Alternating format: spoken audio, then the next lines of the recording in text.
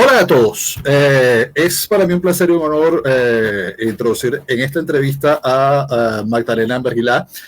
Magdalena es historiadora con estudios de posgrado en historia, doctorando en filosofía y también con estudios de posgrado en filosofía, directora de Red Cultural y con una muy amplia actividad académica y editorial. Es coautora de varios libros sumamente interesantes.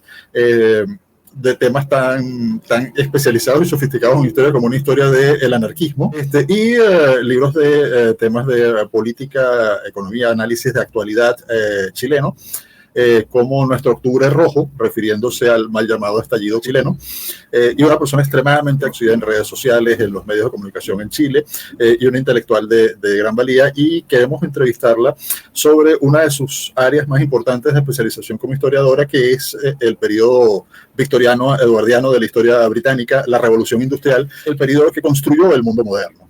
Entonces, pero antes de seguir adelante, no olvide suscribirse al canal si le gustan nuestros contenidos, darnos like para que recomiende YouTube los contenidos, y lo más importante, si quiere contribuir con que creemos cada vez más y mejores contenidos, suscríbase a nuestro Patreon aquí abajo desde $3 mensual.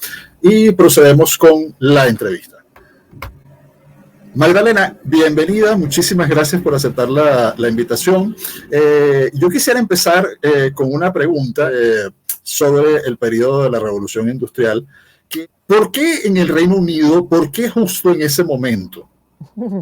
Una gran pregunta. ¿Cómo estás, Guillermo? Feliz de estar con ustedes aquí en este programa y con tan interesante tema, que en realidad yo creo que un poco la ideología no le ha dado la posibilidad de sopesar realmente lo que sucede en ese tiempo, porque es bastante simplista hablar de explotación, de alguna forma, de todos los colaterales negativos de la revolución industrial, o sea, todo lo que es la cuestión social, que es donde generalmente la historia se intenta enfocar.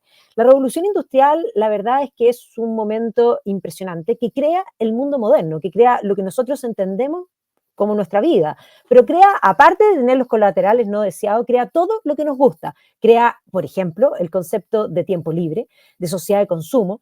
Previo a la revolución industrial nunca existió la moda, ni siquiera, porque nadie estaba preocupado si algo le combinaba o no, porque la posibilidad de fabricación humana a mano era tan limitada que la verdad es que la vida, y aquí un poco contrastando a la visión marxista, porque el marxismo hoy día tiene esa idea de que la riqueza la genera el trabajo. Y la respuesta que da la revolución industrial a esa premisa es que eso no es así, porque trabajo hubo siempre en la historia, pero nunca hubo riqueza. Si uno mira la historia económica hacia atrás, previo a la revolución industrial, lo que primó era sí la igualdad, eran todos iguales, eran endémicamente pobres, todos tenían muy poco, incluso los que tenían mucho tenían poco. O sea, la revolución industrial es lo que crea la abundancia. Y tu pregunta es, ¿por qué en ese minuto y por qué en el Reino Unido? Porque se conjugan varias cosas, porque no es solo James Watts de alguna forma estableciendo o logrando hacer viable la máquina de vapor. La máquina de vapor significa que por primera vez en la historia algo va a ser movido no por la fuerza humana ni por la fuerza animal, sino que por una fuerza exógena. Y esa fuerza se va a aplicar a los transportes, a la industria, y se va a transformar el mundo, digamos, conocido hasta ese entonces. Pero no es solo James Watts, es un cúmulo de inventos que convergen casualmente finalmente en lo que es el Reino Unido. Y aquí hay que decir que Reino Unido también es algo relativamente nuevo, porque estamos hablando que como Reino Unido recién aparece en 1707, o sea, comienzos del siglo XVIII. Pero aquí, cuando decimos ¿qué se conjuga? Lo primero que se conjuga es las invenciones financieras, porque no basta con la máquina de vapor, que van a surgir principalmente en Holanda, que estas invenciones son, por una parte, el Banco Central, que de alguna forma va a ordenar, porque hay que entender que previo a los bancos centrales lo que existía eran muchos tipos de monedas en un mismo lugar, y por lo tanto la tranza de monedas no era solo internacional, sino que también local. Entonces, el Banco Central, que es una invención holandesa, va a ser importante, pero no solo los bancos centrales, sino que también las compañías por acciones. Esta idea de para poder capitalizar una compañía, de dividirla en, los holandeses van a hablar de partígens, esas partígens son básicamente acciones, se las van a vender a la gente y luego van a entregar monopolios comerciales, el comercio es el motor de la historia, y esta idea de poder rentabilizar o más bien incrementar el capital de una compañía a través del aporte de las personas, a través de las acciones, y luego de dividir las utilidades, porque es lo que se hace es entregarle monopolios comerciales en ciertas zonas. Entonces ahí va a surgir la Compañía de las Indias Orientales holandesa, que es probablemente la compañía más grande que existió en la historia. O sea, si hoy día nosotros tomamos todas las compañías más grandes, no sé, pensemos en Coca-Cola, Microsoft, Apple, suman y siguen, díganme las que quieran, ya, las ponemos todas juntas, no le llegan ni a los talones a lo que era digamos, la Compañía de las Indias Orientales holandesa.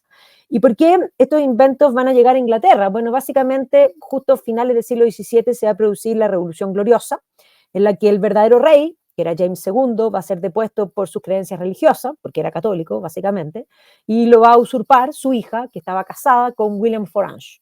Y Willem Orange era holandés. Por lo tanto, con la Revolución Gloriosa van a llegar estas visiones holandesas del manejo de los negocios a nivel financiero.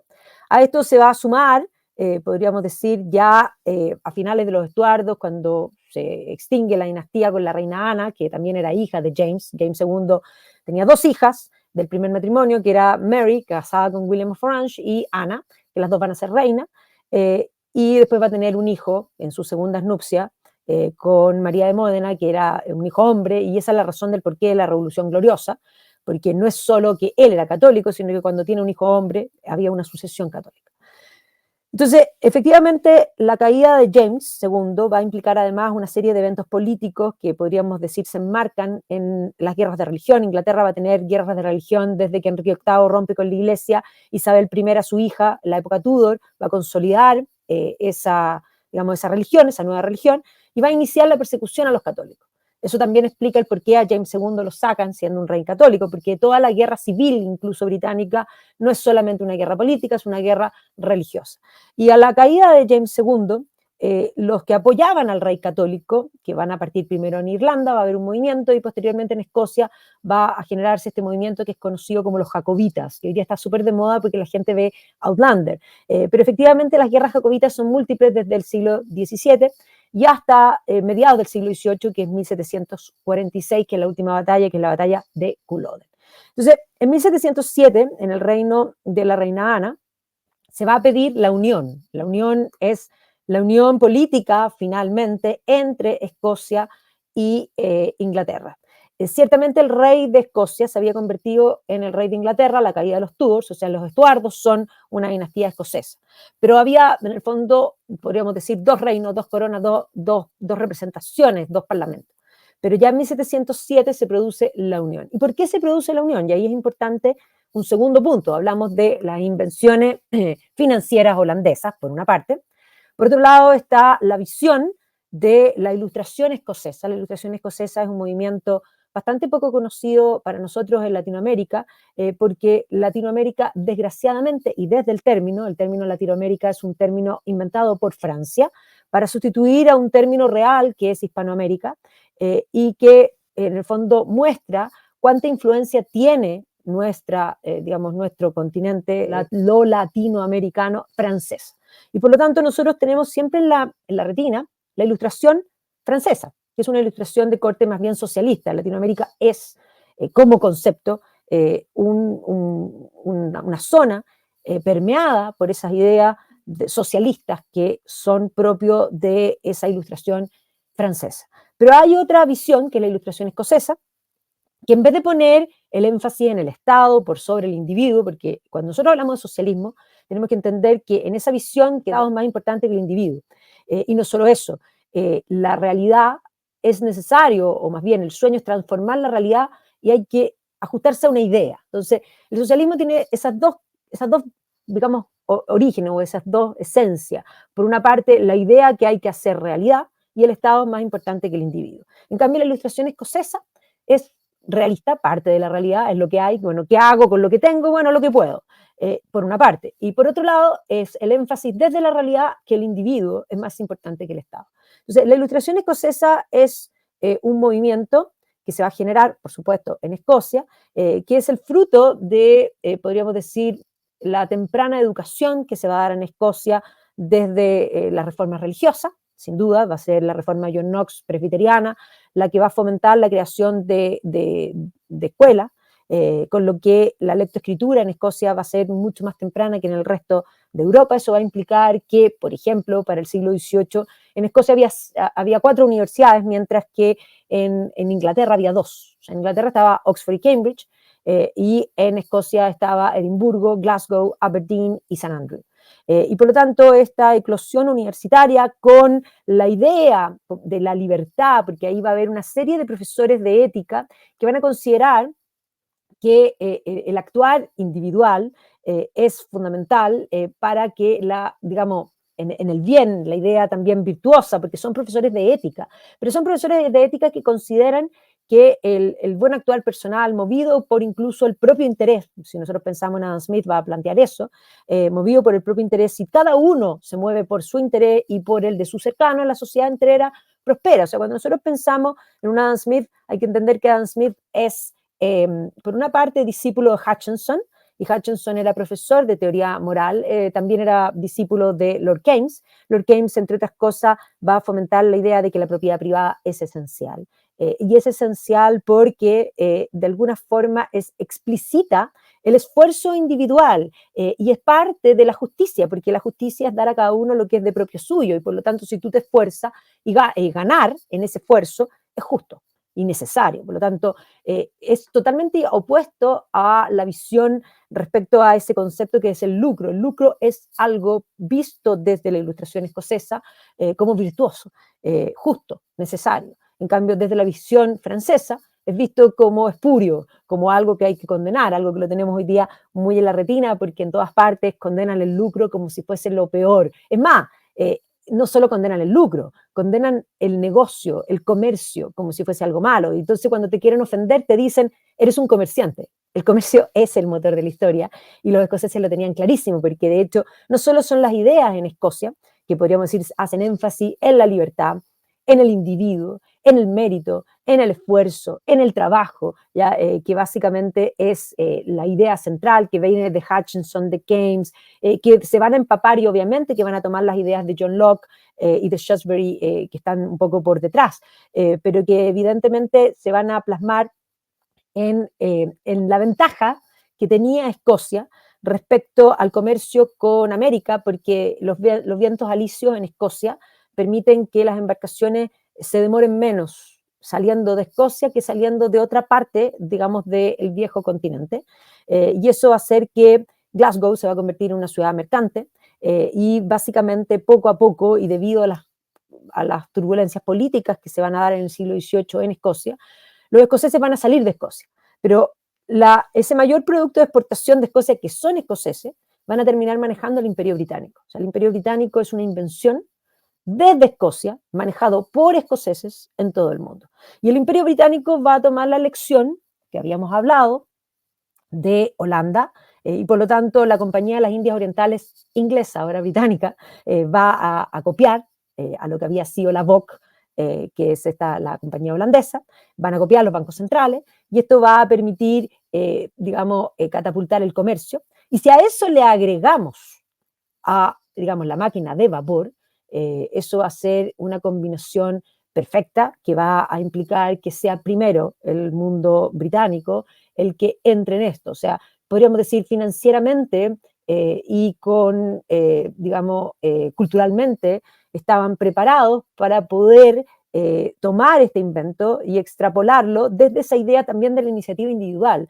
Si uno piensa, por ejemplo, en la proliferación de los ferrocarriles, son individuos, son Stephenson en el norte, Ishmael Kingdom Brunel en el sur, los que van entre ensayo y error a inventar todo lo que es los ferrocarriles, no solo para el mundo británico, sino que para el mundo entero. O sea, Brunel va a inventar, por ejemplo, la distancia que tiene que haber entre riel y riel para que el ferrocarril sea viable. O sea, todos estos inventos van a ser ensayo y error, y es la iniciativa individual y ese foco en el individuo el que va a permitir, en el emprendimiento podríamos decir, el que va a permitir no solo que estas cosas sean viables, sino que además vayan mejorando, porque la competencia, como ya lo veía el propio Adam Smith, es virtuosa. Y es virtuosa porque cuando Adam Smith analiza la riqueza de las naciones, lo que él plantea es que el libre mercado lo que hace es que distintas personas en distintas partes del mundo se asocian por interés personal, que de alguna manera genera un algo virtuoso. O sea, cuando uno toma un lápiz, da lo mismo, este que tengo aquí, él da el ejemplo con los alfileres, pero bueno, aquí, ¿qué es lo que hay? Bueno, aquí probablemente la tinta la fabrica un tipo en un lugar, digamos, el plástico lo hace otro, ¿ya? La tinta, digamos, lo que absorbe la tinta lo hace un tercero, la punta de metal lo hace otro, y esta gente no se conoce. No se conoce, y es básicamente ese interés individual de ganar dinero lo que hace que se unan y que terminen generando algo nuevo. Él da el ejemplo de un alfiler, nosotros podemos tomar el ejemplo de un lápiz mina o lo que ustedes quieran, pero cada cosa tiene básicamente esa especificación del trabajo, esa idea de asociatividad de personas que no se conocen. Porque claro, las personas se asocian en la esquina, pensemos en el mundo británico, en el pub, ese lugar donde sí la gente se ve los rostros, pero el mercado es un algo abstracto en el que por interés individual cada uno termina asociándose, trabajando en conjunto y haciendo que al final todos ganen. Porque claro, si hay competencia por los lápices y son muchos los fabricantes de lápices, bueno, los lápices al final bajan de precio y por lo tanto, ¿quién se beneficia? Todos. Esa es la visión de la libertad. Y por eso Adam Smith sí va a ser contrario a esto, que es un requisito sine qua non para la creación del sustrato de la revolución industrial, que son los monopolios comerciales. Él va a encontrar que los monopolios comerciales son malos, ¿ya? Porque básicamente lo que hacen es desvirtuar el mercado, ¿ya? Y por lo tanto él va a ser un acérrimo detractor de la Compañía de las Indias Orientales, inglesa, pero de todos los monopolios. Entonces, el por qué es el Reino Unido es porque se conjugan todas estas cosas, ¿ya? Y obviamente que eso va a implicar que el Reino Unido va a ir 50 años adelantado del resto de Europa. Por supuesto que van a ir por detrás, por una parte, Francia, por otra parte Alemania, pero Alemania, aunque va detrás, no pudo integrarse plenamente, sino hasta unificarse políticamente, y eso es en 1871, y Estados Unidos, que también, Estados Unidos se independiza en 1776, con todas estas ideas, podríamos decir, de la Ilustración escocesa en boga, pero va a tener que arreglar temas políticos, temas sociales, particularmente la guerra de secesión, y no va a poder entrar con fuerza en la revolución industrial hasta después de 1865. Por lo tanto, Inglaterra no tiene competidores en la primera mitad del siglo XIX, y eso explica el por qué no solo corre primero, sino que corre con ventaja.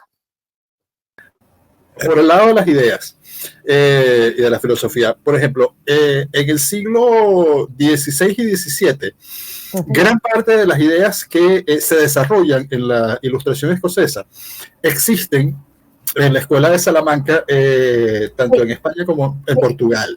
Y en algunos aspectos, sobre todo en el aspecto de la economía, llegan a tener desarrollos más importantes que no vuelven a alcanzarse sino hasta el surgimiento del marginalismo, hasta el surgimiento de Jevons, Walras, Menger. Pero España entra en un proceso muy veloz de decadencia, o sea, la cultura española pasa a ser una de las culturas más innovadoras, más abiertas a la innovación, con un enorme desarrollo bancario, ¿okay? Y financiero. Los bancos de Sevilla eran los grandes bancos de Europa en cierto momento, antes de que los holandeses lograran desplazarlos y los italianos lograran desplazarlos. Con un imperio colonial más grande que el imperio británico, con el monopolio del comercio con China, ¿okay? Con el monopolio de la plata, que eran las minas del Potosí, las cuales solamente lograron explotar a esa escala por innovaciones tecnológicas de españoles que en cierto momento se parecían a esos escoceses de los que estamos hablando. Sí. Bueno, o sea, España no logra desarrollar eso entre decadencia. Las tecnologías de las que estamos hablando ya existían, y se usaban y tenían desarrollos tecnológicos, el vapor, por ejemplo, desarrollos tecnológicos importantes en los imperios helenísticos después de Alejandro. pero no a nivel industrial. No. Hay desarrollos industriales muy importantes, pero básicamente con viento y agua, en el Imperio Romano, que tienen una escala de industrialización en ciertos puntos, que no vuelve a ser vista, sino hasta bastante avanzada la revolución industrial. Y por eso yo te preguntaba, ¿por qué todo confluye justamente en el Reino Unido y justamente en ese momento? Porque todas las piezas parecen haber estado dando vueltas durante muchísimo tiempo en la historia. Francia, los intelectuales, los científicos, los universitarios franceses, parecían estar más, parecían para no afirmarlo, parecían estar más avanzados que los británicos, particularmente que los ingleses, en cierto momento. Obviamente España había desaparecido del mapa a una velocidad absolutamente impresionante. Te agrego a esos comentarios que me puedes responder una pregunta importante. El shock que representó para la política de lo que es Inglaterra y lo que es el Reino Unido, la independencia de los Estados Unidos, el hecho de haber sido derrotados en una guerra por sus colonos, el hecho de que el poderosísimo Imperio Británico, la Marina Británica, que en ese momento ya es la gran marina de Occidente, y el ejército británico está considerado uno de los mejores ejércitos de Europa, se ha derrotado por unas milicias coloniales y se ve obligado a conceder la independencia, lo cual hicieron con mucha habilidad política. Representa un shock gigantesco.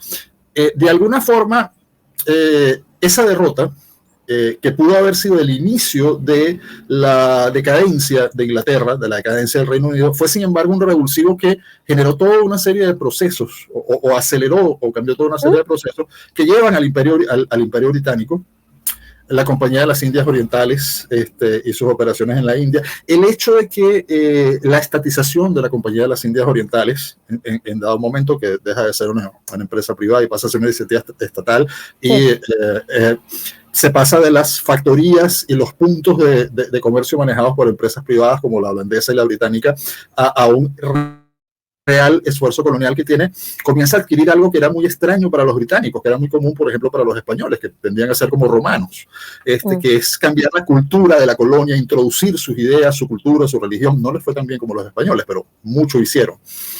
Entonces, podrías profundizar en por qué en ese momento, porque es uno de los grandes puntos, que a quien le interesa realmente la historia es absolutamente fascinante, porque pareciera que pudo haber pasado. Eso suena como a novela de reconstruir la historia en cualquier otro momento, en cualquier otro lugar, pero sucedió justamente ahí, y en esa posición de ventaja que los británicos lograron mantener durante más de 50 años antes de que la Alemania unificada comenzara a tener desarrollos industriales impresionantes. Y la otra cosa que quería yo introducir aquí es que el imperialismo británico parece fortalecerse justamente, no tanto en este periodo de la revolución industrial, sino justamente cuando Inglaterra comienza a tener competencia en la revolución industrial, cuando entra en la revolución industrial, cuando los estadounidenses, para no ofender a la gente que en Hispanoamérica no le gusta que le digamos americanos, aunque está difícil ponerles otro gentilicio porque el país se llama Estados Unidos de América y fueron los primeros a alcanzar la independencia, pues. Todo este proceso ocurre de esta forma. Y lo otro que tú mencionaste que me parece fascinante son dos cosas. Uno es el papel de los escoceses en todo esto, porque el papel de los escoceses, Escocia es un país pequeño, no geográficamente con respecto a las Islas Británicas, es grande, ¿no? Pero me refiero a población, es un país pequeño. Y tú mencionas la parte, por ejemplo, de las escuelas parroquiales, y probablemente sea eso uno de los factores claves, pero es que Escocia fue el cerebro del Reino Unido y del Imperio Británico, pero también fue el músculo mental, el cerebro en el sentido filosófico, universitario, económico, pero también en un sentido mucho más práctico. Los grandes ingenieros de la revolución, no todos, pero los grandes ingenieros de la revolución industrial fueron escoceses, los grandes industriales de la revolución fueron escoceses, médicos. Déjame dejarlo hasta acá porque estoy introduciendo demasiados elementos en una sola pregunta, pero sí quiero mencionar algo. Tú mencionaste mucho al principio una figura que todo el mundo conoce, bueno, cualquier persona culta conoce, Watts. Pero después mencionaste una persona que pienso que es muy conocida en el mundo británico, sobre todo en el Reino Unido, pero que nadie conoce fuera de la cultura británica, específicamente del Reino Unido. Creo que ni en los Estados Unidos es muy conocido, que es Cecil Kingdom Brunel. Y creo que ese hombre realmente construyó el mundo moderno. Porque tú decías, por ejemplo, que estableció el estándar de los ferrocarriles. Es cierto. Brunel estableció el estándar de los ferrocarriles. Pero uno tiene que pensar cosas como, por ejemplo, que Brunel nace y crece en un mundo donde su padre es un gran ingeniero, el primero que logra construir un túnel bajo el Támesis. Pero él hace cosas un poco más interesantes, porque construye el Great Western y cambia totalmente todos los estándares que proponía el inventor del aparato. Y propone estándares mucho más eficientes. Es el hombre que construyó más puentes y más túneles de ferrocarril en la historia de la humanidad. O sea, como ingeniero. Es el creador de la compañía Great Western que derrota comercialmente como empresa de ferrocarriles a quien inventó el ferrocarril.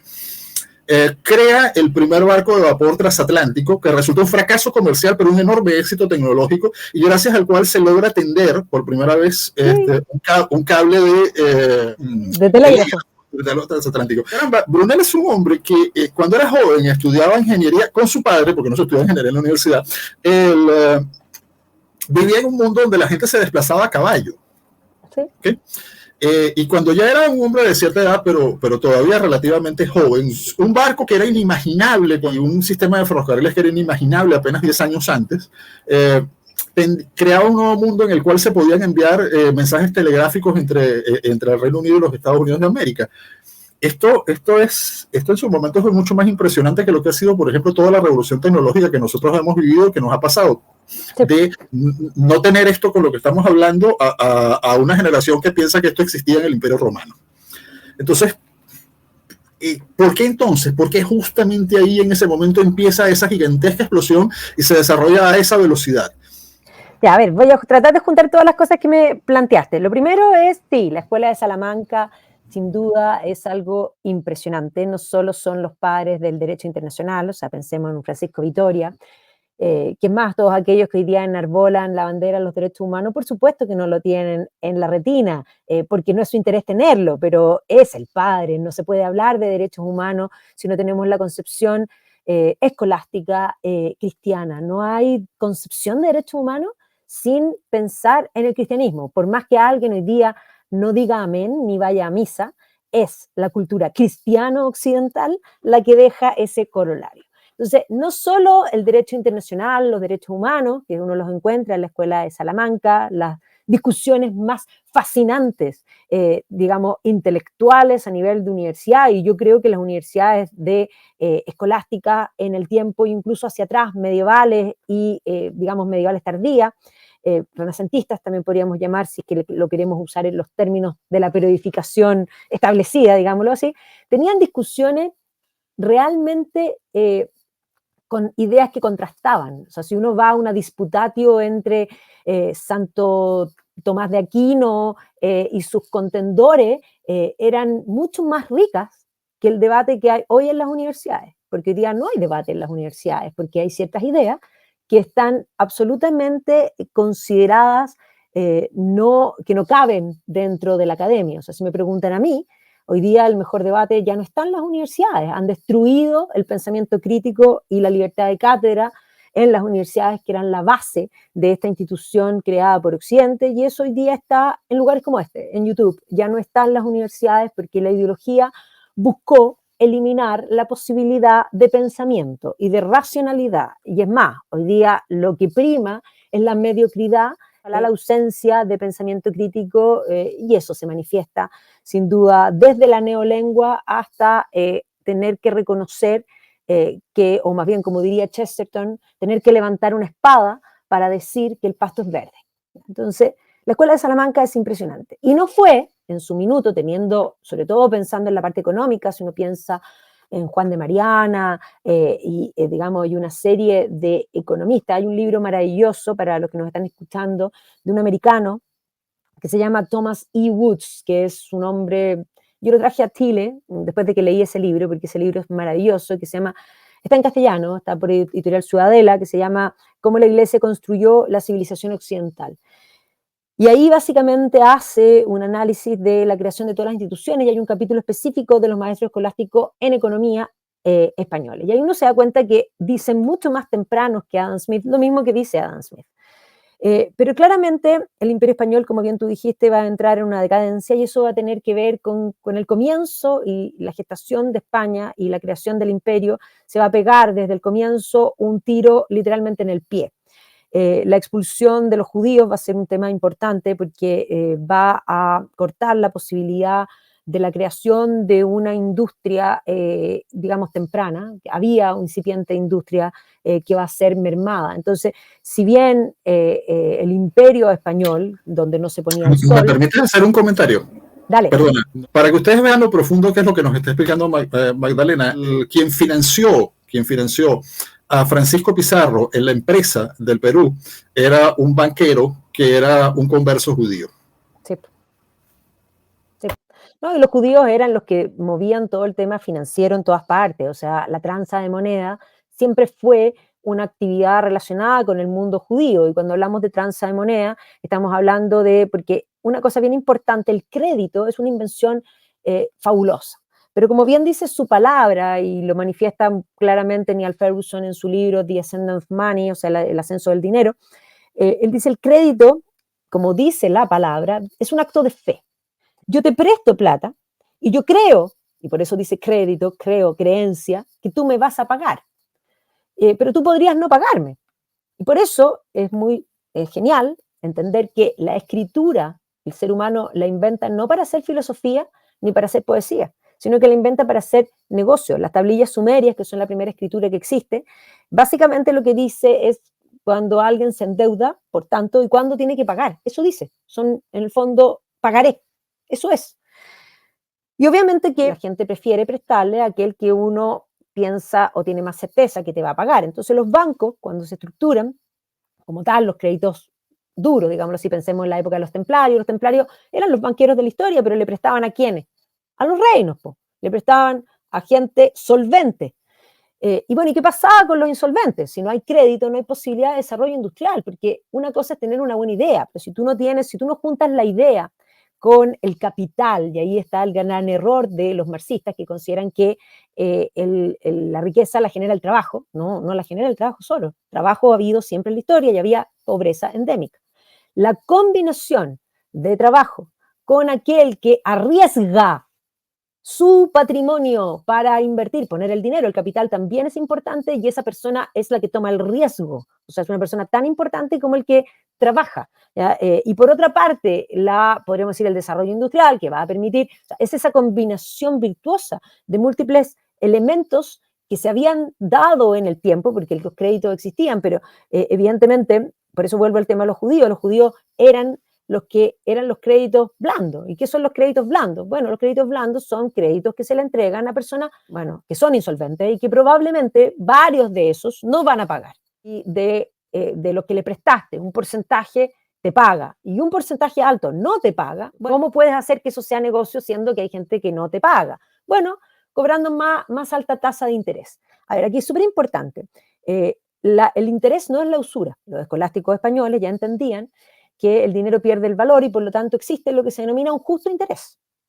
Pero lo que estaba prohibido por la Iglesia es la usura, es el excesivo interés. Ojo, que los judíos también tenían prohibido el excesivo interés. Y por eso, pero ahí hay un tema que el Deuteronomio dice, no le prestarás excesivo interés a tu hermano. Ah, bueno, y al que no es tu hermano, bueno, ese sí. Entonces, sí, los judíos se dedicaban a los créditos blandos. Y eso es lo que permite movilizar la industria. Entonces, en el momento en que los reyes católicos expulsan a los judíos o los obligan a convertirse y luego se establece el Tribunal de la Inquisición como un tribunal permanente específicamente para ver que aquellos que se habían convertido no judaizasen.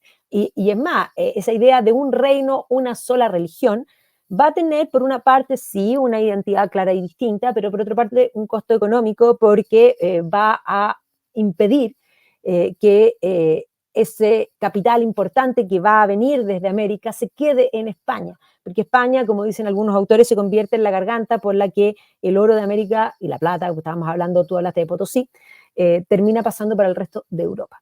Entonces, esa industrialización temprana que uno ve, por ejemplo, ese dinamismo propio que tenía Cataluña, entre otras cosas, va a terminar desapareciendo. Entonces, no va a ser España por eso. Ahora, ¿por qué va a ser Inglaterra? Es una gran pregunta, porque claro, se combinan todas estas cosas que estaban por separado, pero que cuando están por separado no hacen. Así, si tú tienes una serie de ingredientes por separado, no tienes, digamos que vas a preparar el postre, vas a preparar un postre. Solo tienes el postre cuando los juntas, todos de un modo virtuoso, que generan algo distinto y algo que puede ser considerado mejor, más sabroso, más creativo. Entonces es una combinación de múltiples cosas, o sea, se da al momento preciso y yo creo que la razón del por qué va a ser el Reino Unido es precisamente por lo mismo que tú mencionaste. Respecto a, yo amo a Ishmael Kingdom Brunel porque considero que, es más, uno de sus biógrafos lo titula The Man Who Built the World, el hombre que construye el mundo. A ver, ¿cómo? ¿Y qué inventa? Y más bien cambia inventos, porque nadie inventa de la nada. A ver, yo me dedico también mucho y tengo un club de lectura a la literatura. Y la literatura nos enseña mucho, pero particularmente para poder entender una obra literaria, yo parto muy distinto que los críticos literarios. Los críticos literarios hoy día, modernos, consideran que las obras se leen por sí mismas y que no importa mucho el autor. Yo creo que no, todo lo contrario. O sea, si yo quiero entender una obra, yo tengo que entender primero quién la escribe, tengo que entender dónde vivió, qué le tocó vivir, y una vez que ya conozco su biografía y su tiempo, miro la obra y entonces la comprendo. La manera más justa de leer una obra es bajo los ojos del autor, no los míos. ¿Ya? Los míos no importan mucho, en rigor, para poder comprender una obra en su dimensión completa. ¿Por qué estoy diciendo esto? Porque los autores que escriben literatura solo escriben de lo que conocen. Las personas, nosotros no podemos crear de la nada, eso solo lo hace Dios. Nosotros creamos de lo ya creado y por lo tanto creamos de nuestras propias experiencias, de lo que conocemos. Y por eso es tan importante entender de qué se nutrió el autor, qué le afectó en su vida para poder escribir lo que escribió. ¿Ya? Bueno, es lo mismo, o sea, Brunel es exactamente lo mismo. La creatividad no es inventar de la nada, nadie inventa de la nada, sino que es tomar distintos inventos que estaban ahí dispuestos y disponibles, que en su individualidad no completaban algo, pero al juntarlos y combinarlos, ya está la creatividad. El creativo es una persona que ve puentes. ¿Ya? Y esto no lo digo yo, lo decía el propio Steve Jobs. Él decía, cuando tú ves A, B, C, D, E, las personas poco creativas ven A, B, C, D, E. Y eso es lo que ven. El creativo empieza a ver los puentes entre el A, el E, empieza a combinar cosas y a darse cuenta que si las combina, puede crear algo nuevo, que ojo, la creatividad no es simplemente una buena idea, eso también es un error.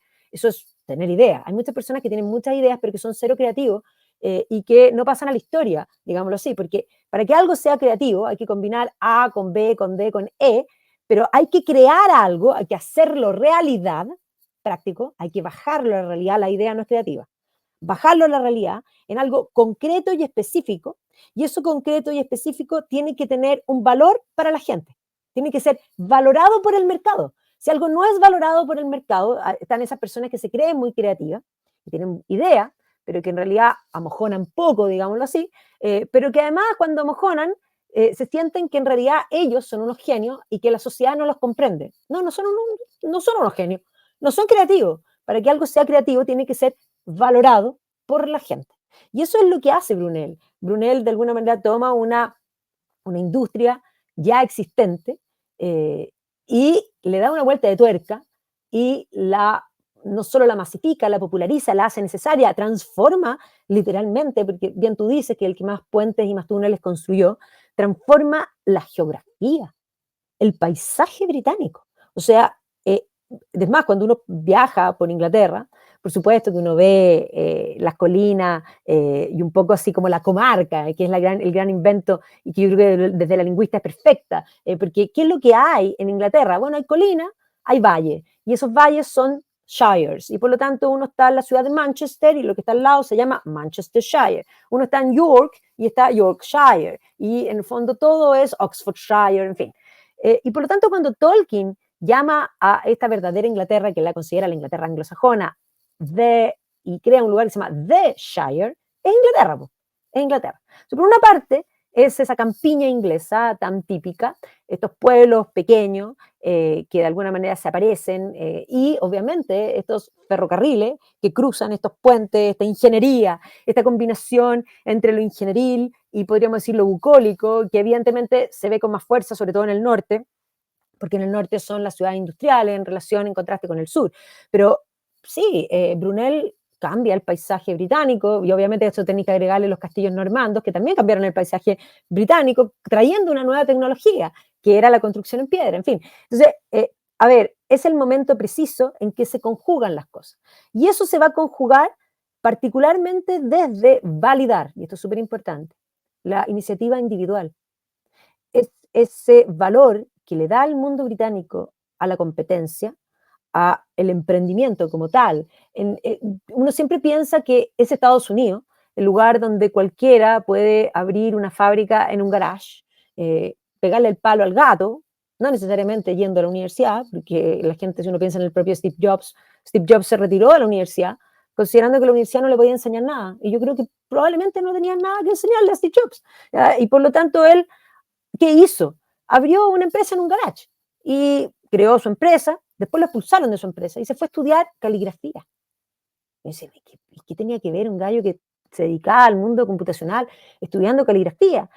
Y cuando lo llaman de vuelta en su empresa, él va a tener la genial idea, creatividad, de que los computadores tienen que tener linda letra. Y uno dice, pero para ese entonces tenían letra de punto, espantosa. Y él cambia la estética y es más, él se sienta en una cosa muy importante, la belleza sí importa.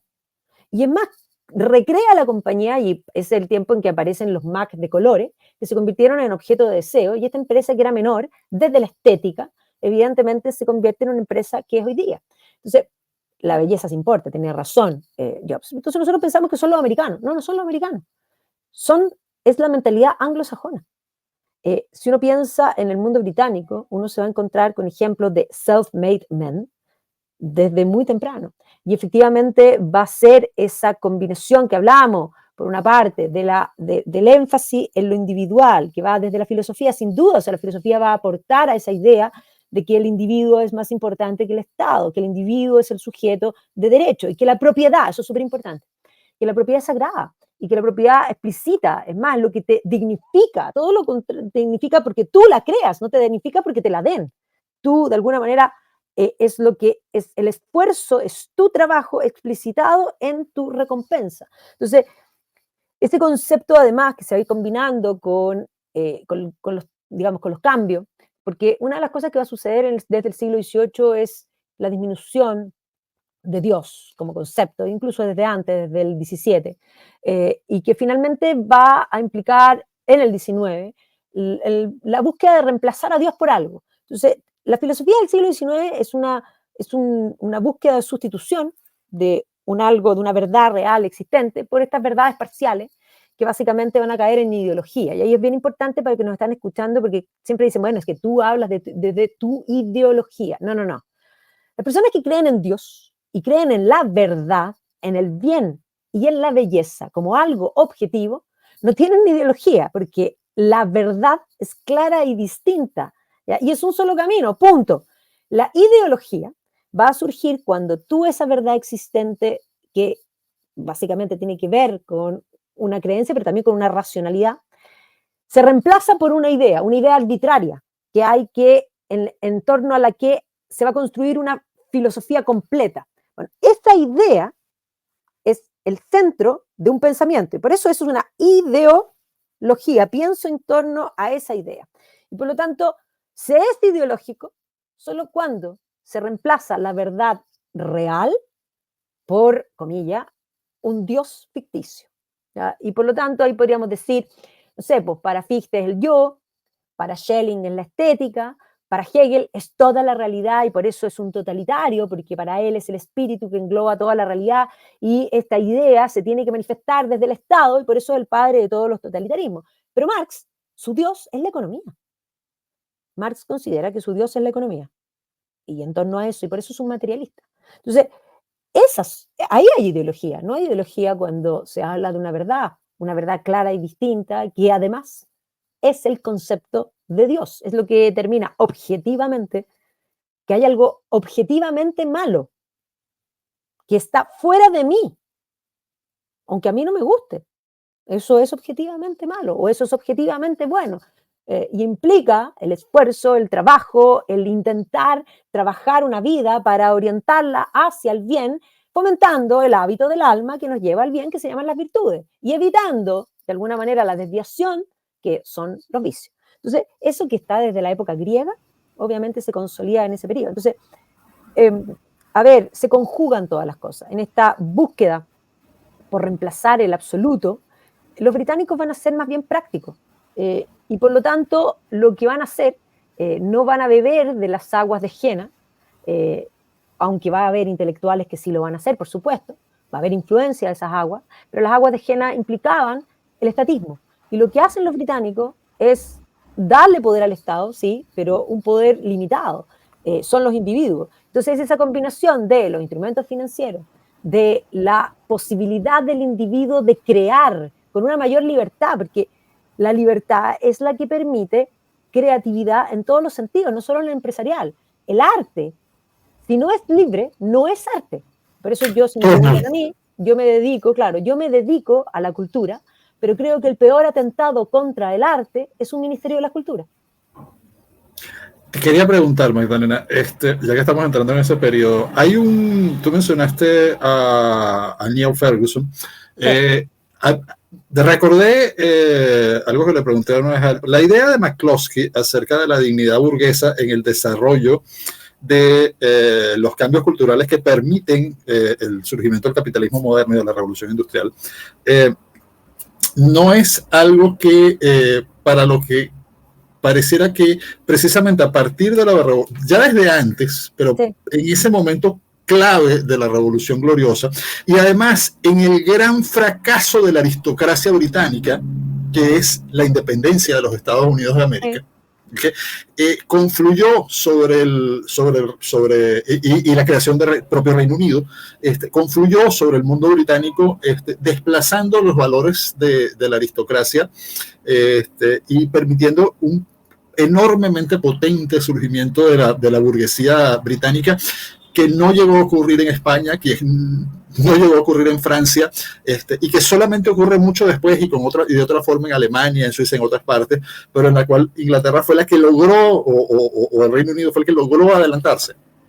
Sí, pero fíjate que es antes que eso, porque hay ciertas ideas que de pronto se te aparecen a los sentidos de los modos más extraños. ¿Por qué te digo esto? Nosotros fuimos a grabar a España la segunda temporada de Viaje en el Tiempo, que está disponible en YouTube por si la quieren ver.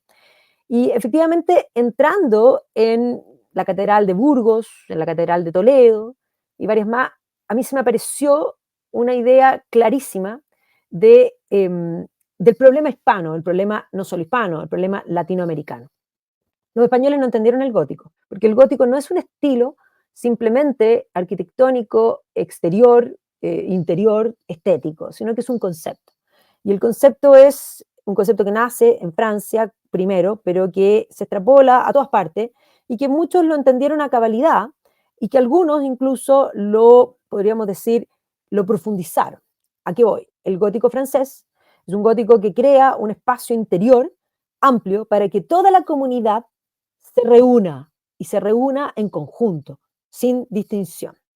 Ahora, el gótico francés toma un estilo, digamos, aunque cada una de las catedrales es distinta, cuando eso se extrapola al Reino Unido, ahí se ve esa iniciativa individual que está presente en lo británico desde siempre, las catedrales británicas son más distintas una de otra y en relación al gótico que en el continente. Y eso muestra esa propia competencia, siempre fue competencia, las catedrales góticas eran competencia y por eso eran tan virtuosas y construidas por todos. En España son bellísimas por fuera, sin duda, y son góticas claramente, pero cuando uno entra está lleno y cortada la nave central en capillas, digamos, que distingue y que separa. Lo hispano desde muy temprano buscó separar, no mezclarse. Esa separación que se ve en la catedral, se puede hacer énfasis mayor en los barrios. En España, en el fondo, la gente se va cambiando de barrio, igual que en Latinoamérica, en la medida que otros llegan, no quieren convivir unos con otros, y es algo que no solo se da en la catedral. Si te vas al mundo británico, el mundo británico convive en un lugar muy virtuoso, que lo llamamos pub, la public house. ¿Qué es el pub? Bueno, el pub es un lugar donde la comunidad que vive en una cierta área se reúne, y se reúnen todos los días. Y hay una mixtura social súper importante, que en el mundo hispano y latinoamericano no se da. Y eso es algo muy complejo, porque efectivamente podríamos decir, claro, hay muchas cosas de aprendizaje, y tú tienes razón, que no va a funcionar, que va a ser un golpe muy profundo la pérdida de las colonias americanas, pero efectivamente esta concentración en la iniciativa individual y en la autoayuda, porque tiene que ver con el Estado, con cuánto rol es del Estado. A ver, los ingleses van a inventar las compañías de seguro. Y uno dice, ¿y por qué inventan? Bueno, son los escoceses, de hecho. ¿Y por qué inventan la compañía de seguro? Bueno, la inventan dos curas. ¿Y por qué la inventan? Bueno, porque ellos estaban preocupados de las viudas, de los sacerdotes, que quedaban sin manutención y cómo se podía hacer. Entonces hicieron un cálculo, eran buenos para las matemáticas, de cuánto tenía que aportar cada uno para generar, en el fondo, la sobrevida, el apoyo financiero necesario. Pero es esa idea de la iniciativa individual, de cómo ayudo a mi cercano, que es lo que se da en el pub. ¿Ya? Entonces, en Inglaterra no va a existir sistemas estatales de muchas cosas que en el continente son estatales. Y por lo tanto, este concepto del charity, que es muy típico hasta el día de hoy en el mundo británico, uno va a cualquier pueblo y en todos están los charity shops, donde la gente vende estas cosas usadas, que es como parte de la política pública, y que no es pública, porque es individual.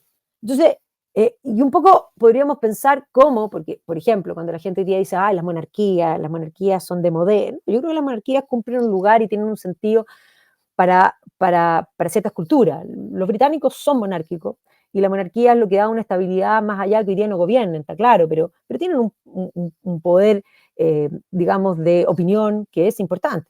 Pero dicho eso, la monarquía británica es un gran negocio. O sea, la monarquía británica recauda mucho más de lo que gasta, pero lejos más, multiplica el presupuesto de la nación para temas de caridad. Y así como los individuos en Inglaterra arman sus charity, el principal charity está, de hecho, Carlos armó The Prince Trust cuando era príncipe de Gales, o sea, ahora es The King's Trust.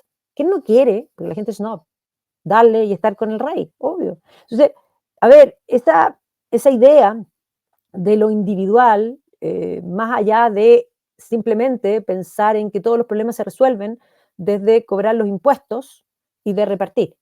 Entonces, es esa iniciativa individual, que obviamente la van a tener los americanos también, pero tú tienes razón que en el momento en que ellos pierden las colonias americanas y que viene podríamos decir, esta abundancia del comercio del siglo XVIII, donde no solo prolifera la fortuna, se empiezan a surgir platas nuevas, sino que también empiezan a consumir arte y a tratar de codiarse. Y claro, efectivamente, en el tiempo ya para la segunda mitad del siglo XIX, lo único que les faltaba a esa burguesía, digamos, pudiente, pecuniaria, era ser parte de este establishment. ¿Qué es lo que van a hacer los británicos después? Porque efectivamente, segunda mitad del siglo XIX, bueno, ¿qué es lo que va a hacer la época de Israel? Y no solo va a crear el imperio británico, en ese momento en que ya no son los más lindos, claro, porque entran competidores, ellos van a hacer un énfasis en el imperio, pero también van a vender títulos de nobleza.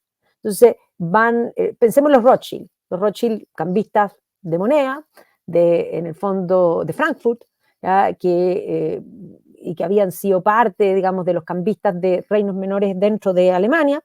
Pero claro, el hijo mayor se va a ir a Inglaterra y después Nathan, que es el hijo, va a poner a sus hermanos, uno en París, uno en Nápoles, ¿ya? Uno en Viena, y por lo tanto van a tener estas sucursales. Y obviamente van a tener información privilegiada en el sentido que tienen conexiones en el continente. Y claro, él va a prestar el dinero y más bien va a buscar, porque esto era en moneda, para financiar las campañas contra Napoleón, específicamente la batalla de Waterloo. Y ahí él va a saber que la batalla fue más corta de lo que ellos pensaban, él se fue largo en la inversión, en el console inglés, y por lo tanto va a seguir comprando para que la gente siga comprando, va a aguantar, y después va a vender y se van a hacer millonarios. Se van a hacer millonarios con las guerras napoleónicas. Y obviamente que los Rothschild, vamos, siendo una familia judía, una familia que había logrado una gran fortuna, no va a ser hasta la segunda mitad del siglo XIX cuando sean varones. Yo quería cerrar la entrevista trayendo varias cosas que tú mencionaste que me parecen muy importantes. Por ejemplo, la obra de Tolkien, hablando de literatura, hablaste de arte precisamente en el periodo de la Revolución Industrial, de cómo Brunel cambia el paisaje británico, lo convierte en algo que hoy en día consideramos hermoso, en su época lo consideraron horrendo. En la obra de Tolkien hay un elemento fascinante, y es que el The Shire, que la comarca, que es precisamente esa Inglaterra, porque claro, es que coincido contigo que es imposible comprender una obra sin su autor. O sea, Tolkien, la obra de Tolkien representa una idea que existió mucho y creo que también existe en la literatura británica, sobre todo de ese periodo, y es una especie de enfrentamiento entre una Inglaterra auténtica, que es The Shire, y esa nueva Inglaterra industrial, que en mi opinión, para Tolkien son los orcos. Es decir, yo creo que para Tolkien, o sea, la industrialización, la revolución industrial, Tolkien la representa como los orcos, como esa invasión industrial, aplastando la comarca, aplastando todo lo verde. Y claro, y de hecho, conociendo la historia del autor, uno se da cuenta que parece ser que la única tecnología que le gustó fueron las grabadoras, porque lo demás no quería que en su caso hubiera ni siquiera lavadoras y electrodomésticos. A veces pienso en su esposa.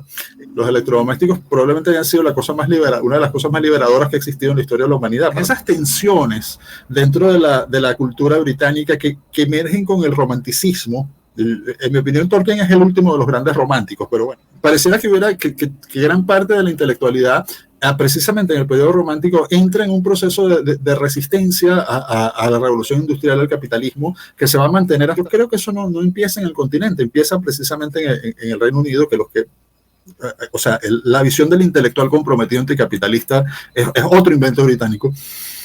Pero, y de una forma casi ingenua, ¿no? Al estilo de Tolkien, al estilo de la nostalgia por Shire, la nostalgia por esa Inglaterra auténtica. Y yo decía, bueno, pero es que esa Inglaterra auténtica es una Inglaterra muy difícil, muy dura, o sea, la Inglaterra industrial es mucho más cómoda, o sea, además vive mucha más gente, que es la forma en que actualmente algunos historiadores, incluso británicos y anglosajones, ven ese periodo de la historia que es tan negativa y que es un periodo de la historia tan maravilloso, donde tantas fuerzas se liberaron, donde mejoró tanto el nivel de vida de las personas en tan poco tiempo, en un par de generaciones, donde se liberaron fuerzas creativas, donde aumentó la población. La revolución industrial salva la vida de millones de personas que hubieran muerto de no haber existido la revolución industrial. Y que se quería recordar algo que, por ejemplo, la palabra capitalismo manchesteriano es un insulto, es algo así como decir capitalismo extra malo. Y sin embargo, cada vez que alguien me lo dice, siempre le respondo, usted es partidario de la comida cara, o sea, de que el pan sea muy caro.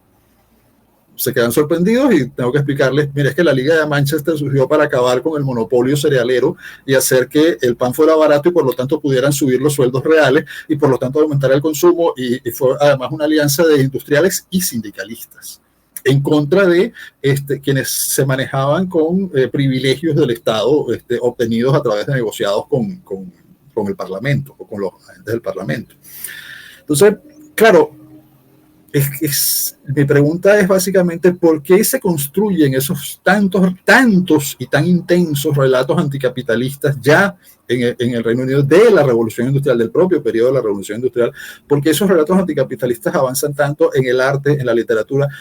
Te ponía otro ejemplo, yo decía, por ejemplo, que en mi opinión, claro, es una opinión estética muy personal, Turner es el primero que ve y plasma la belleza de la revolución industrial o la belleza en la revolución industrial. Una obra de Turner es aparte que es revolucionaria en técnica y en muchos aspectos, es una combinación entre la belleza de la máquina, de esa creación, de todo lo que representa y trae consigo, junto con y él no lo plantea, muchos lo tratan de presentar como un contraste. No es un contraste, o sea, en una obra de Turner un ferrocarril está perfectamente en su lugar en una comarca. Entonces, ¿por qué la diferencia entre un artista como Turner que comprende la revolución industrial, entre intelectuales como Chesterton que la comprenden, entre la gente que comprende qué es lo que está pasando, o como dirían en la Argentina actual, entre los que la ven y los que no la ven? Y por la otra cosa que te quería preguntar, no es que quiero insistir mucho sobre el tema, pero quería hacerte esta pregunta particularmente a ti, el asunto de la independencia de los Estados Unidos. El hecho de que la independencia, aparte del shock que haya podido representar y que realmente representó en el mundo británico, el hecho de tener un competidor potencial que también es parte de la cultura británica, pero ya no forma parte de la política británica, y el hecho de que eventualmente surgió como el gran competidor, en cuántos sentidos no pudo haber influido sobre todos estos procesos de los que estamos hablando. Esa era una pregunta aparte, pero lo fundamental es por qué tiene tan mala prensa la revolución industrial, por qué se habla también del deterioro de la revolución industrial, por qué Brunel no es un héroe, por qué no se hacen películas y series sobre Brunel, por ejemplo, como si se hacen sobre la reina Victoria, que también es un personaje muy importante, muy interesante, pero probablemente, a pesar de su larguísimo reinado y su importancia política y todos los procesos políticos que ocurrieron en su reinado, creo yo que la vida de Brunel y su obra fue mucho más importante que cualquier político europeo de su periodo. Ya, a ver, mi respuesta un poco primero voy a ordenarme un poco por este movimiento antiindustrial. A ver, la industrialización va a provocar cambios. Los cambios siempre al ser humano le generan temor, ¿ya? Y por lo tanto es una mezcla entre temor, entre añorar el pasado, en el sentido sobre todo filosófico y estético de la escala humana, de un poco dimensionar o pensar este mundo donde se pierde, se separa en rigor capital y trabajo, que de hecho es algo que de facto va a suceder porque la Revolución Francesa, cuando termina con los privilegios, también termina con el sistema gremial. Y al terminar con el sistema gremial, eso implica que yo ya no tengo que entrar como aprendiz para poder llegar a ser un maestro y para poder ejercer un oficio. Por lo tanto, ahora cualquiera que tenga capital puede contratarme y pagarme un salario por mi expertise. Entonces, aquí va a haber una mezcla política, sin duda, o sea, va a haber cómo se va a permear estas ideas que están en el ambiente, que son más bien de corte socialista, que vienen más bien del continente, con una reinvención del socialismo, pero desde lo estético. Y ahí hay figuras que van a ser contrarias a la revolución industrial, muy importantes, muy previos a Tolkien, y en rigor probablemente de lo más importante va a ser John Ruskin, que es un teórico victoriano de estética, es un filósofo del arte, y él va a ser el principal opositor a la industrialización. Él va a escribir varios libros respecto a que esto es una condena, que esto es el fin de la civilización humana, que se pierde lo humano en contra de lo industrial, cosas que hoy día también están como preguntas, sobre todo cuando nos enfrentamos a temas como la inteligencia artificial, que uno se pregunta efectivamente si esto va a llegar a reemplazar o no al hombre, que en ese minuto parecía ser que, claro, con una tecnología muy distinta a lo que estamos viendo hoy día, pero era el inicio de estos cambios. Entonces, Ruskin va a ser un opositor desde lo estético, pero desde lo político, porque hay que entender que el laborismo británico le debe mucho más a John Ruskin que a Karl Marx. Independiente que Marx va a terminar escribiendo en el Reino Unido, el laborismo y más bien el socialismo clásico británico va a tomar una línea estética que va a ir de Ruskin a William Morris, por ejemplo. William Morris, que, ojo, todo este movimiento desde lo estético va a mirar a la Edad Media, no solo por estética. El neomedievalismo no es solo estético, es político. La Edad Media es un momento en el que había gremios donde la escala era la escala humana y no la escala industrial. Y por lo tanto, cuando uno piensa que se quema el Parlamento británico y que digamos, el nuevo proyecto lo gana Charles Barry, Barry presenta un proyecto neogótico, que es el proyecto actual, va a trabajar con Pugin. Pugin es un emigrado como familia de la Revolución Francesa, y la Revolución Francesa va a marcar también un hito político muy importante porque los británicos, y pensemos en la primera camada de románticos, Wordsworth, Coleridge, que van a admirar a Francia en un comienzo, posteriormente van a tomar distancia de Francia, y por lo tanto es ese extender el Canal de la Mancha lo que va a ir marcando también esta postura británica en una posición de contraste con lo que es Francia. De hecho, hay una caricatura impresionante que se llama Contraste, y que es de 1792, que es el momento en que se mata al rey, se declara la república, en el que se habla de la libertad, tanto como concepto francés como el concepto británico, y entre las cosas que ellos plantean es que una es la mentira, es básicamente lo precario, pero es la locura igualitaria, uno de los puntos que establecen. Ese énfasis en lo igualitario desde Francia va a aumentar el énfasis en lo individual en el Reino Unido, y eso va a ser virtuoso en todos los aspectos. Ahora, esto va a convivir con esta reacción estética que evidentemente va a alimentar una generación tras otra. O sea, si uno piensa, Ruskin va a ser el gran maestro de los llamados pre-rafaelitas. Los pre-rafaelitas van a mirar la estética anterior a Rafael Sanzio, es decir, la Edad Media. ¿Ya? Y van a recuperar, entre otras cosas, a Shakespeare. Shakespeare estaba súper olvidado. Y va a ser Garrick el que recupera a Shakespeare, los pre-rafaelitas, los que comienzan a pintar, pensemos, no sé, en una Ofelia de Millet, en el fondo, en una serie, en Sueño de una noche de verano, o sea, Millet pinta en el fondo hasta hadas en Canvas, o sea, una cosa impresionante. Y obviamente, si esto se corona con el Parlamento. Ahora, Pugin, que era el que hace todo este concepto del arte total que está imperando en todas partes, pero desde lo gótico en The House of Parliament británico, va a estudiar el gótico y se va a terminar haciendo católico. Y esto también va a tener que ver con un movimiento católico, porque el catolicismo, y yo hablé de las guerras de religión, va a estar proscrito en Inglaterra desde Isabel I y hasta 1829. En el año 1829 se le da libertad a los católicos, y esto va a generar un movimiento intelectual que en torno a esta estética gótica va a generar un movimiento tractista, entre otras cosas, dentro de la Universidad de Oxford, y va a generar un movimiento que es el movimiento católico de Oxford. Entonces, cuando uno mira todo esto que se conjuga, esta estética medieval, esta intelectualidad católica, explica que, por ejemplo, la madre de Tolkien se haya convertido desde el oratorio, los oratonianos van a ser muy importantes, figuras como John Henry Newman. John Henry Newman fue profesor de William Morris, de Edward Burne-Jones. En un momento Morris quiso hacerse monje para cambiar el mundo y después decía que van a cambiar el mundo desde la estética. Burne-Jones es el gran artista que de alguna manera toma esa estética que va a golpear profundamente a Tolkien siendo un niño en Birmingham. Tolkien vive en el campo con su familia, primero después de haber quedado huérfano de padre. Debido a que su madre se convierte al catolicismo, tiene que abandonar esa casa en el campo y se van a vivir a Birmingham, y su madre se va a vincular con el oratorio y por lo tanto va a quedar con un tutor que va a ser el padre Francis Morgan. Luego su madre va a morir y por lo tanto él va a heredar esa idea de que su madre es una mártir de la Iglesia Católica, el catolicismo como una piedra angular, pero ese movimiento intelectual estético. Él en Birmingham va a ir a una exposición de Burne-Jones y eso va a marcar su vida.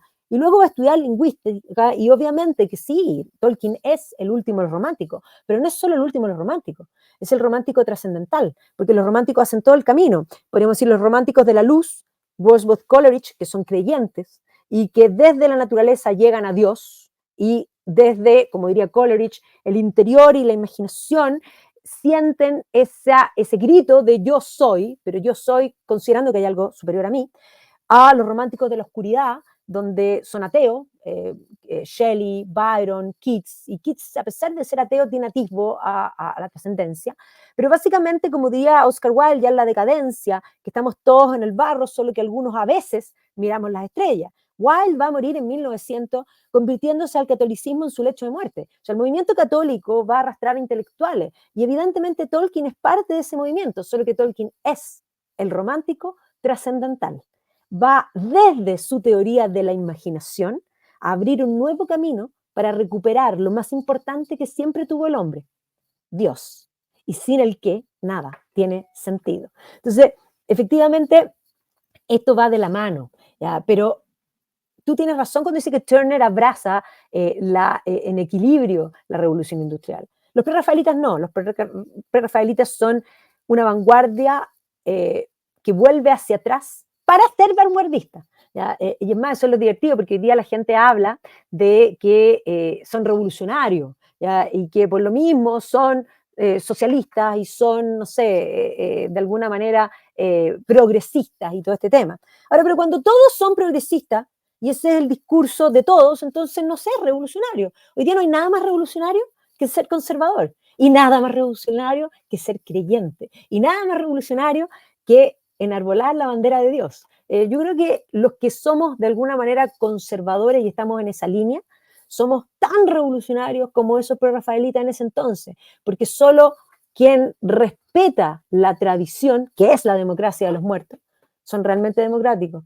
No se puede ser democrático si cada generación funda algo nuevo. O sea, nosotros tenemos que partir y respetar, digamos, lo que fue antes, porque la tradición es lo que permanece, porque debe permanecer. Entonces yo por lo menos me declaro conservadora, cada vez más conservadora, pero en el sentido estético. Yo tomo la línea precisamente británica y la línea probablemente de Roger Scruton, que considera que la belleza se importa, y importa muchísimo, porque es una triada, verdad, bien y belleza. Yo tengo muy claro que quiero cambiar y quiero cambiar muchas cosas, pero tengo mucho más claro qué quiero conservar y por qué quiero conservarlo. Y por eso es tan importante conocer la historia, y no solo la historia, el pensamiento, la filosofía, los procesos, porque entonces uno no solo comprende la historia y no solo entiende el presente y proyecta el futuro, sino que se entiende uno mismo y uno tiene una real identidad. Yo creo en el individuo, por supuesto, creo en la persona única y irrepetible, y solo uno puede entender y producir cuando sabe quién es uno. Y para eso hay que tener conciencia de lo que se es. Creo, Magdalena, que lo que nos estás diciendo tiene un elemento muy importante con el que me gustaría cerrar esta parte de la entrevista, y es que en el pensamiento británico y en las épocas de las que estamos hablando, surge una idea de lo que significa ser conservador, que tiene mucho que ver con el pensamiento precisamente de la Ilustración escocesa, que va a retomar y hacer avanzar mucho, por ejemplo, Friedrich Hayek, la idea del orden espontáneo, o sea, la idea de los procesos de orden espontáneo, que probablemente sea la gran pieza que le faltó comprender a fondo a los escolásticos hispano-portugueses. Pero bueno, o sea, hasta la Ilustración escocesa nadie había logrado entender que había un espacio intermedio entre el orden y el caos, y que era un orden de naturaleza espontánea, que era un orden sin ordenador, un orden que se autocreaba de forma evolutiva.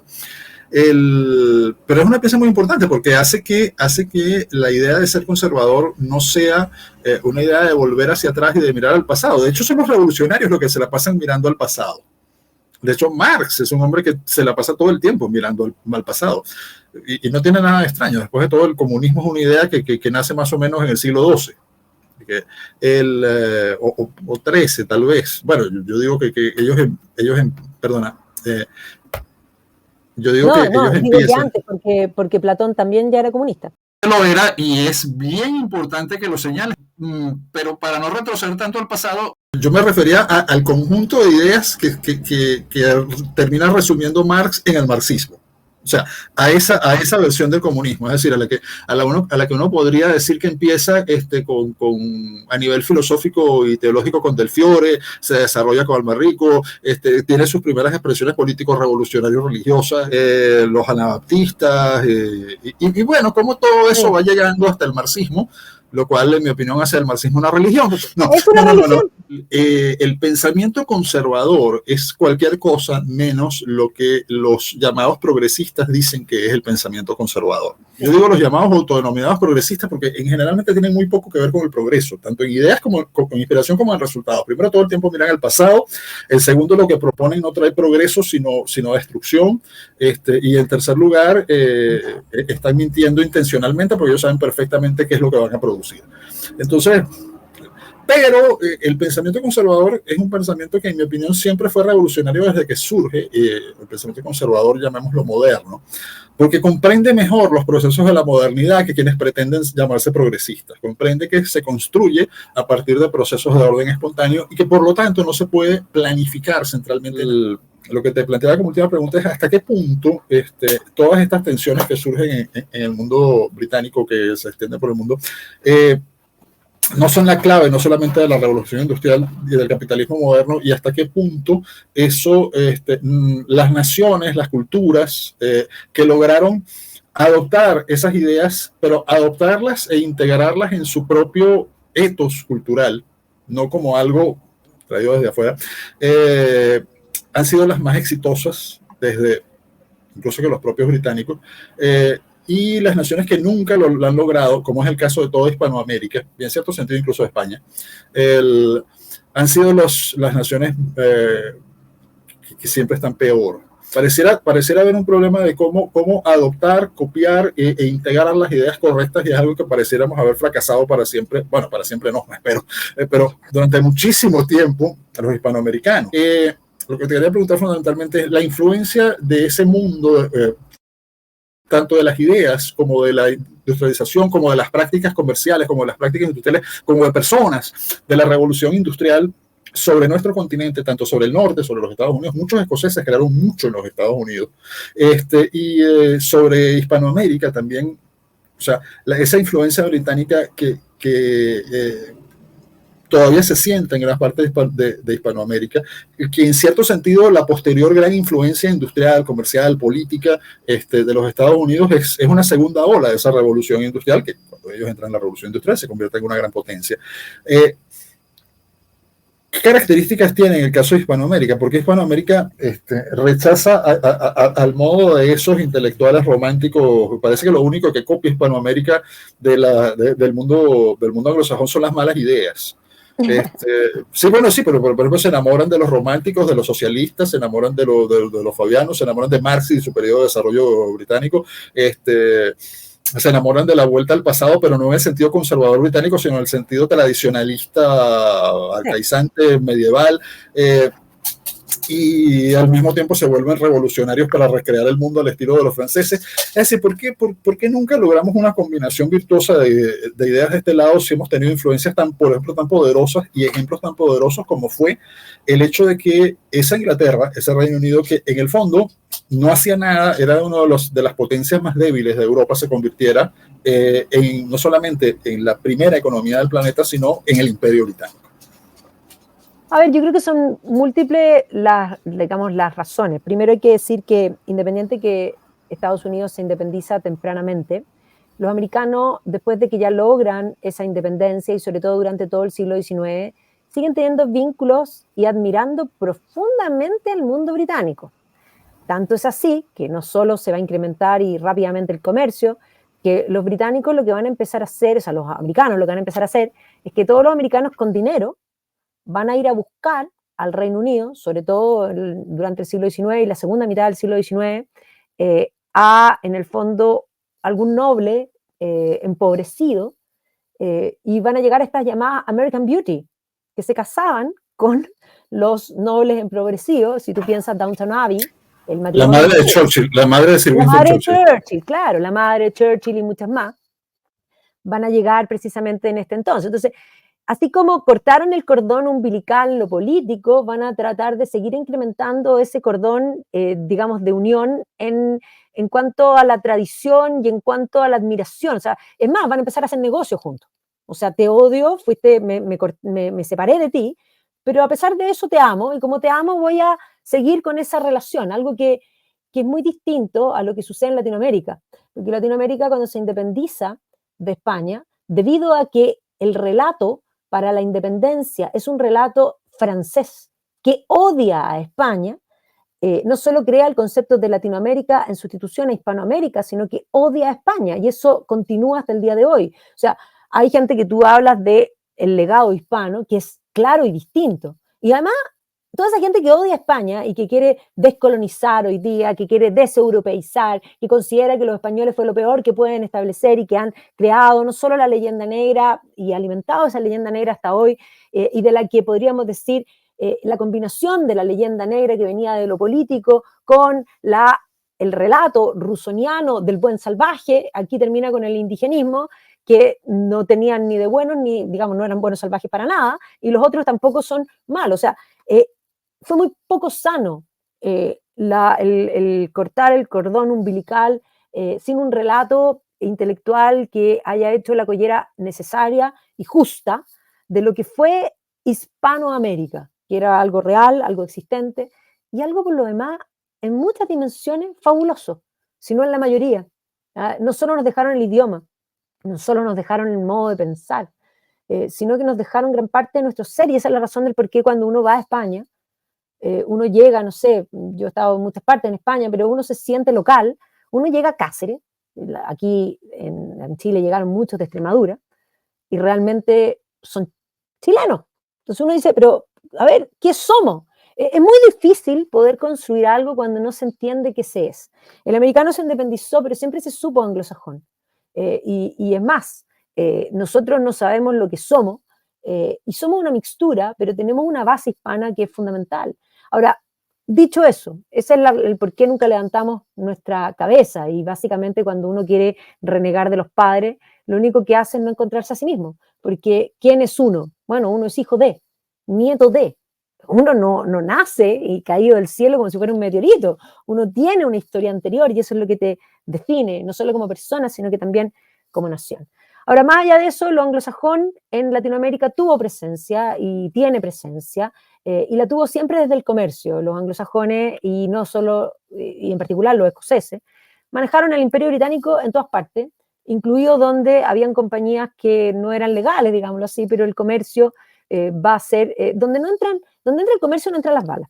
Y básicamente los británicos van a entrar haciendo negocio, van a construir los ferrocarriles en todas partes, en Latinoamérica también, y la influencia británica yo creo que es mucho más profunda de lo que la gente realmente dimensiona. No porque no se hayan todos instalado y haya más iglesias anglicanas que católicas, pero efectivamente van a dejar un legado, y hasta el día de hoy podríamos decir una presencia. En el caso chileno, por lo menos, no es solamente el comercio. Si uno piensa en la Casa Gibbs, Valparaíso en general, la Casa Gibbs eran los socios de Portales, no son ingleses, son escoceses. Hay escoceses, hay ingleses, hay galeses, hay en el fondo, pero anglosajones de mentalidad que se van a instalar acá, y para nosotros va a ser tremendamente importante porque la figura de Cochrane, entre otras cosas, va a ser el que va a fundar y va a ponerse al servicio para, después de la independencia, para formar la Armada. Nuestra Armada es muy británica, y sin duda eso hasta el día de hoy alimenta un ethos, un modo de ser, porque el británico no es solo comerciante, lo es, sino que también tiene ese concepto de la caballerosidad, del ethos de lo formal, que obviamente se va a plasmar, digamos, en la educación, esa idea de educar para caballeros. Los colegios británicos en Chile van a tener ese énfasis en particular. Ahora, ingleses va a haber en todas partes porque comercio hay en todas partes. Y esa es un poco la razón del por qué van a llegar a esta Hispanoamérica, Latinoamérica posteriormente, y se van a instalar y muchos se van a quedar.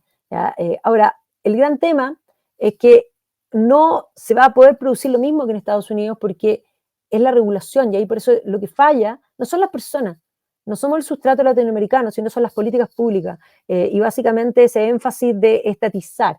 Y es la fijación de precios y las malas políticas públicas las que no permitieron nunca visiones económicas, básicamente, que Latinoamérica levantara cabeza. El caso de Chile es muy emblemático y por eso nosotros somos el niño símbolo hasta el día de hoy, porque nosotros lo hicimos bien en el XIX, muy bien. Lo hicimos muy mal en el siglo XX y económicamente nuestra historia es miserable, pero el año 74, al liberar la economía, porque no puede haber libertad política sin libertad económica, Chile se convirtió en el ejemplo de transformación, que de hecho no hay una transformación, una retransformación británica, porque ojo, los británicos tuvieron siempre esta iniciativa individual hasta la posguerra, porque en la posguerra va a perder Churchill, va a ganar Clement Attlee y va a convertir al Reino Unido en el país más socialista después de la Unión Soviética. Y lo va a hacer pésimo el Reino Unido hasta el año 79, cuando asume Margaret Thatcher. Y Margaret Thatcher, en rigor, le va a copiar las medidas económicas a Chile. Entonces, claro, es el triunfo de Hayek, a través, en el caso chileno, de Milton Friedman, que había sido alumno de Hayek, porque Hayek no logra, cuando presenta su currículum en Estados Unidos, que ninguna universidad lo quiera, y lo acepta la Universidad de Chicago, y por eso la Universidad de Chicago se convierte en el faro de esas ideas de la libertad que demostraron claramente que no solo funcionan, sino que pueden multiplicar las riquezas de forma increíble. Lo más impresionante es que frente a la evidencia haya gente que no solo lo quiera negar, sino que lo combata, y hoy día estemos como volviendo a un discurso de una lógica como de los años 20, porque lo que tuvimos en el 19 en Chile y en el mundo, porque esto no es chileno nomás, es volver a validar no solo la violencia como una forma de hacer política, sino que a las ideas de Modé, literalmente del momento de exportación de las ideas bolcheviques en Europa. O sea, es impresionante, más sabiendo en la certeza y en la evidencia que algo funciona y que otras cosas no funcionan, que exista esa soberbia permanente de la nueva generación sintiéndose los elegidos, que crean que ellos, como son los elegidos, van a hacer bien lo que siempre ha funcionado mal. Bueno, amigos, esto ha sido una entrevista realmente extraordinaria con Magdalena Merguilá, historiadora chilena, sobre lo que es la revolución industrial, en particular la revolución industrial británica. Pero lo importante a comprender aquí es que estamos hablando de uno de los periodos en que el mundo cambia en materia de ideas, y esas ideas que traen cambios en la tecnología, en que confluyen en un lugar y en un momento virtuoso de la historia todos los elementos para poder dar un gigantesco salto de avance para la vida humana, para el progreso y la mejora de la vida humana, que hay un enorme crecimiento de la población y un enorme crecimiento de la riqueza, un enorme crecimiento del estándar de vida, un periodo en el que se crea, se inventa, literalmente se inventa, desde el concepto de tiempo libre al concepto de vacaciones. Nadie jamás tuvo vacaciones antes de la Revolución Industrial. Hasta conceptos como la literatura popular, la cultura de masas, y no solamente el consumo de masas, ambas cosas van de la mano. El enfrentamiento entre diferentes ideas y corrientes de lo que es la belleza, el mercado del arte, que ya no son los mecenas, que son los gobernantes y la iglesia, sino que existe todo un mercado del arte que crea tendencias de literatura. Todo esto, la democracia de masas también, o sea, el crecimiento de la movilidad social ascendente, rápida y descendente, para el caso de anteriores élites, el comercio internacional, el mercado global, los saltos tecnológicos que cambian la vida de las personas en el transcurso de una generación, el hecho de que una persona que cuando era joven solamente conocía un mundo en que lo más rápido era una diligencia manejada por caballos, hacia el final de su vida se comunicara por telégrafo y viajara en ferrocarril y en barco de vapor. Son cambios que solamente podemos dimensionar por su impacto positivo sobre la vida humana y sobre todo el planeta, si nos quitamos del cerebro todas las tonterías que nos han escrito los intelectuales socialistas de todos los partidos, como habría dicho Hayek, sobre lo que es la revolución industrial. Y esta conversación con Magdalena es un gran paso en dirección a quitarse todas esas, disculpen la expresión, cucarachas de la cabeza. Muchísimas gracias por habernos acompañado.